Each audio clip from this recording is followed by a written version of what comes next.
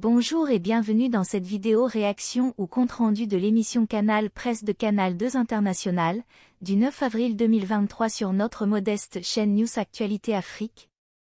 Affaire de vol de bébé et pandémie guette, ce que dit Canal Presse. Dans cette édition de Canal Presse, diffusée le 9 avril 2023, l'émission de débat dominical aborde deux sujets principaux, l'affaire vraie-fausse de vol de bébé à l'hôpital La Cantini de Douala, ainsi que l'affaire pandémie guette. Affaire de vol de bébé. Le 3 avril dernier, une vidéo virale a circulé sur la toile, présentant une dame qui disait s'être fait voler son bébé à l'hôpital La Cantini de Douala. Cependant, le ministre de la Santé, qui s'est déplacé sur place, a déclaré qu'il n'y a pas eu de vol de bébé ni de disparition d'un fœtus. Dans l'émission, les panélistes reviennent sur cette affaire, évoquant les détails de l'incident et les raisons qui ont poussé la dame à faire une telle déclaration. Pandémie guette. La Chambre des comptes de la Cour suprême a rendu récemment deux autres rapports, un an après les premiers rapports, dans le cadre de l'affaire pandémie guette. Les panélistes de Canal Presse discutent du contenu de ces rapports et des changements que cela pourrait entraîner dans la lutte contre les détournements de fonds. L'émission revient également sur un crime qui a été enregistré du côté de Nanga et Boko, qualifié d'odieux. Les panélistes donnent leur avis sur cette vague de violence qui sévit dans le pays depuis quelque temps. Enfin, l'émission accueille trois invités de marque, dont le Dr Alberté, économiste de santé et fondateur de l'Institut de recherche pour la santé et le développement, IRESAD, qui vient de s'installer en Europe, plus précisément en France. Il explique que l'Institut existe depuis 13 ans au Cameroun et que les travaux de recherche menés ont suscité l'intérêt de la communauté internationale. Cela a conduit à l'ouverture d'un centre en France, tout en continuant à diversifier les champs d'action et l'environnement de travail. En somme, cette édition de Canal Presse aborde divers sujets d'actualité, allant de l'affaire de vol de bébé à l'affaire pandémie guette, en passant par la violence qui sévit dans le pays et l'installation de l'Institut de recherche pour la santé et le développement en France. La santé mentale au Cameroun, une urgence nationale. Les actes de violence au Cameroun sont de plus en plus fréquents et choquants. En effet, chaque semaine, il est rapporté des crimes odieux, des meurtres et des agressions. Dans cette montée de violence, il est difficile de comprendre ce qui pousse les gens à commettre de tels actes. Bien que des sociologues et d'autres spécialistes puissent étudier ce phénomène, il est important de se demander si les dirigeants du pays prennent cela au sérieux. En effet, l'augmentation de la violence dans la société est palpable et devrait susciter des questions sur la santé mentale de la population et l'encadrement de cette dernière. Une situation qui ne cesse de s'aggraver. Le regain de violence dans la société camerounaise est inquiétant. Malgré les crimes passionnels qui peuvent expliquer certains actes de violence, cela ne justifie pas l'atrocité des actes commis. Le nombre de crimes violents augmente de manière constante et rapide, et il est impératif de prendre des mesures pour inverser cette tendance. Les enquêtes menées sur ces crimes doivent être plus sérieuses et plus efficaces, afin d'empêcher ces phénomènes de se propager. Les dimensions de la santé. La santé est un concept qui a plusieurs dimensions. L'une des dimensions les plus importantes est la santé mentale. Cependant, cette dimension est souvent ignorée ou négligée. En effet, les besoins de la population en matière de santé mentale ne sont pas suffisamment pris en compte. Cela peut être expliqué par l'abandon ou l'oubli de l'encadrement de la population, notamment dans un environnement où les individus subissent toutes sortes de chocs et de discriminations. Les besoins en santé mentale. Le Cameroun doit prendre en compte les besoins de la population en matière de santé mentale. Il est important d'écouter les besoins de la population et de leur fournir l'encadrement nécessaire pour surmonter les chocs et les difficultés auxquels ils sont confrontés. Pour cela, il faut mettre en place des programmes de sensibilisation et d'encadrement pour la santé mentale, afin d'évaluer le niveau mental des Camerounais et de leur fournir l'aide dont ils ont besoin. Une urgence nationale. Le Cameroun doit prendre la question de la santé mentale très au sérieux. Les actes de violence qui se multiplient dans le pays sont alarmants et doivent être pris en compte. Les dirigeants doivent prendre des mesures urgentes pour mettre en place des programmes de sensibilisation et d'encadrement de la population en matière de santé mentale. Cela peut aider à prévenir les actes de violence, ainsi qu'à améliorer la qualité de vie de la population. Il est important que les autorités prennent la santé mentale comme une urgence nationale, afin de garantir un avenir plus paisible et plus sûr pour tous les citoyens camerounais. Le système de santé au Cameroun, une enquête sur les pressions exercées dans les hôpitaux. Le système de santé camerounais est sous les projecteurs en raison des pressions exercées sur les familles et les patients dans les hôpitaux. La semaine dernière, une famille a été forcée de céder le corps de leur enfant décédé après une chirurgie, soupçonnée d'avoir été pratiquée sans le consentement des parents. En tant que journalistes, nous nous posons des questions sur la pression exercée sur les familles pour qu'elles cèdent finalement aux exigences du gouvernement ou du pouvoir public. Le manque de garantie et de sécurité dans les hôpitaux. Il est devenu difficile de faire confiance aux hôpitaux camerounais en raison du manque de garantie et de sécurité. Les patients ne sont pas sûrs de la qualité des soins qui leur seront prodigués, et les familles ont peur d'envoyer leurs proches dans les hôpitaux. Dans certains cas, les pressions exercées sur les familles pour qu'elles cèdent à des exigences spécifiques soulèvent des questions sur les pratiques du système de santé. Les conséquences des pressions exercées sur les patients. Les pressions exercées sur les patients peuvent avoir des conséquences graves et durables. Les patients peuvent être soumis à des procédures médicales sans leur consentement, ce qui peut entraîner des traumatismes physiques et psychologiques. En outre, les patients peuvent être mal diagnostiqués et maltraités, ce qui peut entraîner des complications et des problèmes de santé à long terme. La nécessité d'une enquête.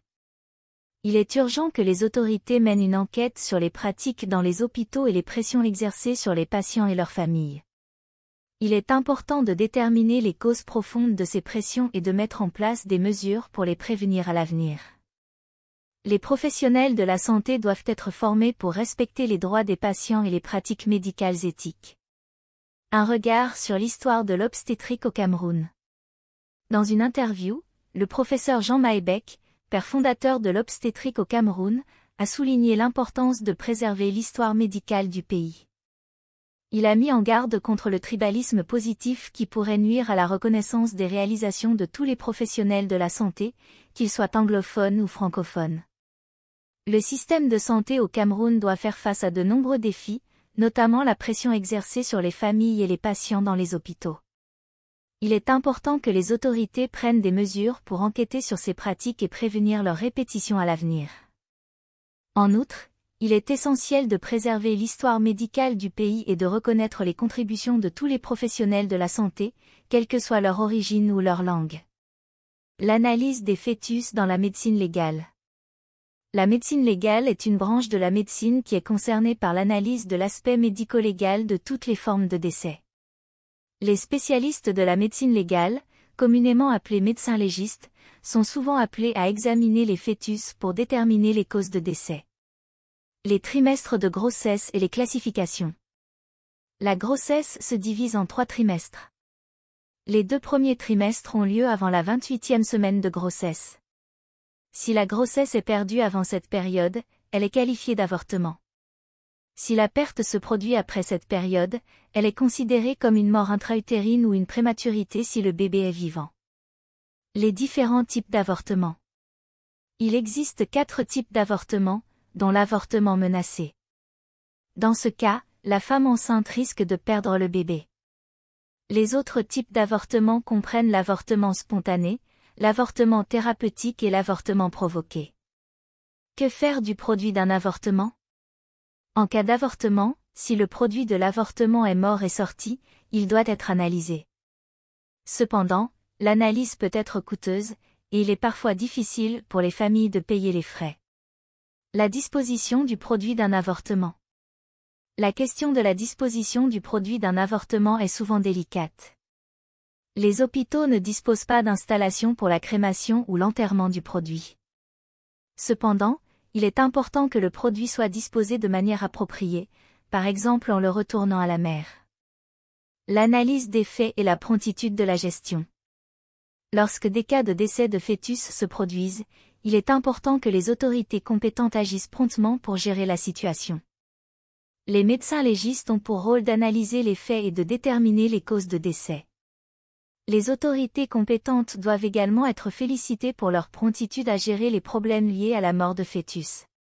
Cependant, malgré l'analyse approfondie des faits et la promptitude de la gestion, l'opinion publique peut souvent être suspicieuse et sceptique face au cas de décès de fœtus.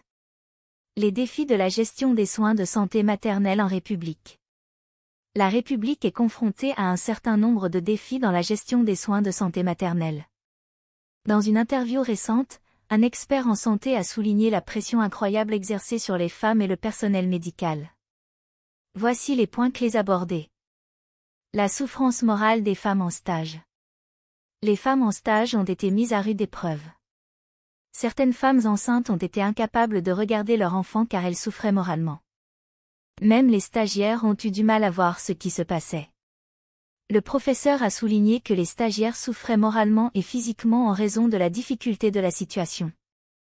Les félicitations du gouvernement. L'expert en santé a félicité le gouvernement pour son travail et a félicité le ministre de la Santé de la République pour son travail à l'Assemblée nationale. L'expert a également appelé à apaiser la famille et à encourager le personnel médical à poursuivre leur travail. La suspicion dans l'opinion publique. L'expert a souligné que la suspicion régnait dans l'opinion publique, même après la sortie du ministre de la Santé. L'enquête en cours sur les fautes de prise en charge a alimenté cette suspicion. Les gens sont méfiants et ont du mal à comprendre ce qui se passe. Le droit des femmes à voir leur fœtus. L'expert a souligné que les femmes avaient le droit de voir leur fœtus, même si cela ne se produisait pas systématiquement. Les femmes devraient avoir le choix de voir leur bébé ou non. Il est important de respecter leur choix et de ne pas créer de confusion. Les défis de la césarienne. La césarienne présente des défis particuliers. Les gynécologues doivent sortir l'enfant de la césarienne avant de le remettre au pédiatre. Les mères doivent avoir la possibilité de voir leur bébé avant qu'il ne soit transféré. Les familles ont le droit de connaître la vérité sur ce qui s'est passé. En conclusion, la gestion des soins de santé maternelle en République présente des défis importants. Les femmes et le personnel médical sont mis à rude épreuve. Il est important de respecter les choix des femmes et de leur donner les informations dont elles ont besoin. Les gouvernements doivent travailler pour apaiser les familles et encourager le personnel médical à poursuivre leur travail. La vérité sur l'affaire du professeur Kanga. Le professeur Kanga est impliqué dans une affaire de manipulation de résultats d'examens médicaux. Dans cette vidéo, un journaliste dénonce cette pratique en direct. Cependant, l'affaire prend une tournure inattendue lorsque le professeur Kanga intervient dans l'émission pour se défendre. Des accusations graves. Le journaliste accuse le professeur Kanga d'avoir manipulé les résultats d'examens médicaux. Selon lui, le professeur aurait volontairement falsifié des résultats pour obtenir des avantages professionnels et financiers. Cette accusation est très grave et peut avoir des conséquences dramatiques sur la carrière du professeur. Une défense vigoureuse. Le professeur Kanga nie en bloc les accusations portées contre lui. Il se défend en affirmant que les résultats des examens sont fiables et qu'il n'a jamais manipulé quoi que ce soit. Il explique également que les résultats des examens ne dépendent pas de lui seul, mais de l'ensemble de l'équipe médicale. Selon lui, l'affaire est une manipulation politique destinée à le discréditer. Des conséquences néfastes. Cette affaire a des conséquences néfastes pour toutes les parties impliquées. Elle jette le discrédit sur le travail des professionnels de santé et remet en cause la fiabilité des résultats des examens médicaux. Elle peut également avoir des conséquences dramatiques pour la carrière du professeur Kanga. La nécessité de clarifier la situation. Il est important de clarifier la situation afin de rétablir la vérité et de rétablir la confiance des patients dans le travail des professionnels de santé. Le gouvernement devrait prendre des mesures pour enquêter sur l'affaire et établir les faits. Il est également important que les médias évitent de faire des accusations sans preuve tangible. L'affaire du professeur Kanga est une affaire grave qui soulève des questions importantes sur la fiabilité des résultats des examens médicaux. Il est important de faire toute la lumière sur cette affaire afin de rétablir la vérité et de restaurer la confiance des patients dans le travail des professionnels de santé. Le manque de transparence du gouvernement camerounais. Le gouvernement camerounais est souvent critiqué pour son manque de transparence dans la gestion des affaires publiques. Bien que le gouvernement se vante de travailler de manière transparente et d'exposer sa méthode de travail ainsi que les personnes impliquées, il reste encore beaucoup de zones d'ombre dans la gestion des affaires publiques. Le fond du problème réside dans le fait que le pays est dirigé par une administration gouvernementale qui est souvent considérée comme un gouvernement de prédateurs. Les gouvernants ont un comportement de vol compulsif et prennent l'argent public sans en rendre compte. Cela peut être comparé à une souris qui prend le soutien-gorge d'une femme sans qu'elle ne s'en rende compte. Les milliards de francs CFA dépensés par le gouvernement ne sont pas utilisés à bon escient, et les Camerounais ont le droit de savoir comment leur argent est utilisé. Il y a également des questions importantes qui nécessitent des réponses rapides, telles que la disparition du placenta du ministre. Bien que le gouvernement se félicite de la publication d'un rapport sur le sujet, le coût de ce rapport, plus de 5 000 francs CFA, est trop élevé pour la plupart des Camerounais, et il y a plus de 100 pages à lire. De plus, le gouvernement ne donne pas de réponse satisfaisante à d'autres questions qui préoccupent les Camerounais. Il est important de noter que la lutte n'est pas contre les individus, mais contre le système qui est en place.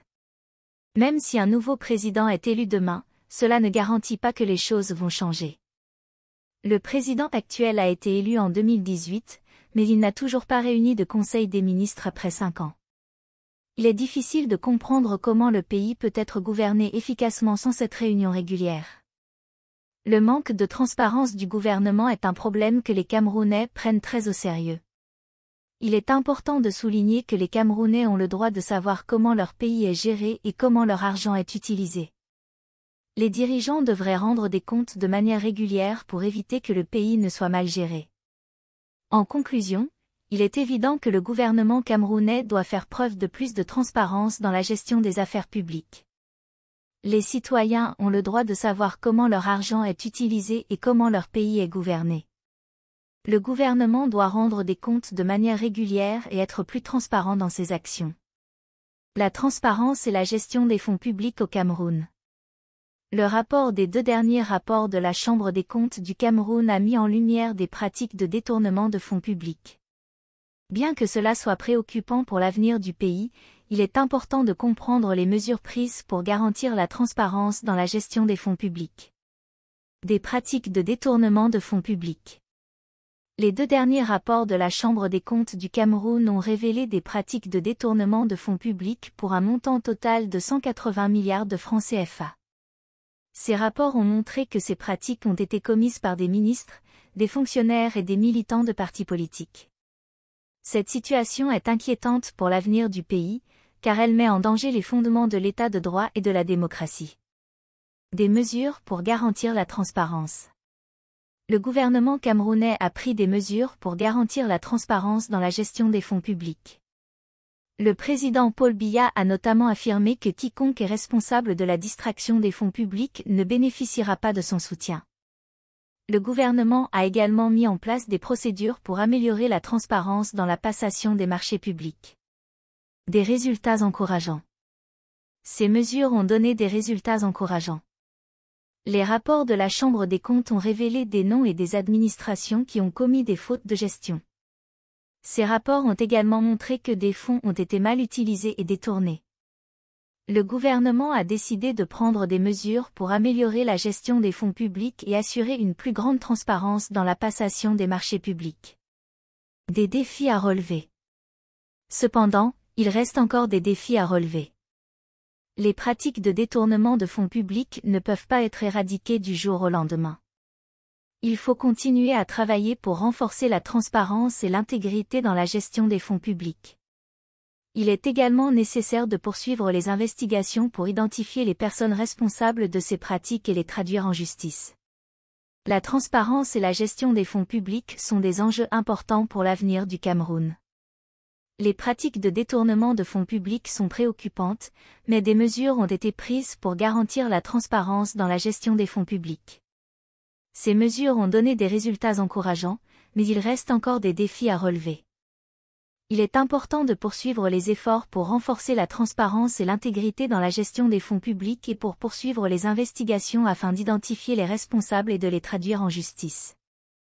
Nous arrivons à la fin de cette vidéo, nous vous remercions pour votre temps et encore une fois, Si vous êtes nouveau sur notre chaîne News Actualité Afrique consacrée à l'actualité africaine, n'oubliez pas de vous abonner si ce n'est pas encore fait, de commenter, n'oubliez pas d'aimer, et surtout de cliquer sur la cloche de notification pour ne pas manquer nos prochaines vidéos.